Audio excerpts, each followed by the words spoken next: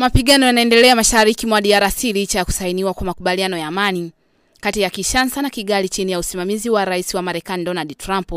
Siku ya Alhamisi Disemba 4 mwishoni mwa wiki, mapigano yalikuwa makali sana huko Kivu Kusini katika eneo la Uvira.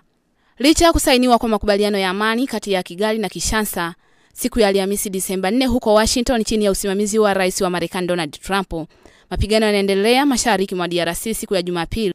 Mapigano kati ya M23 inayoungwa mkono na Rwanda na jeshi la Kongo likisaidiwa na wanajeshi wa Burundi na wanamgambo wa Zarendo yaliripotiwa katika mkoa wa Kivu Kusini. Katika taarifa, kamati ya kimataifa ya Msalaba Mwekundu inalaani mapigano yanayoendelea ambayo yanazuia uhamishaji wa waliojeruhiwa hadi Uvira, ambapo shirika hilo linasema limeweza kusafirisha raia 21 pekee, wakiwemo watoto 7. Wakati mabomu yakiendelea kuanguka, wakazi wa vijiji vya Bwegera, Luberizi na Mtarure vilivyoko kusini mwa Ruvungi walikimbilia Sange. Mwanaume mmoja ambaye alipoteza wanawe wawili amewaambia waandishi wa habari hali hii inafanya mashirika ya kiraia ya Uvira kuwa na hofu ya kutokea kwa janga la kibinadamu kutokana na idadi kubwa ya watu waliokimbia makazi yao. Jina langu ni Hadija Po.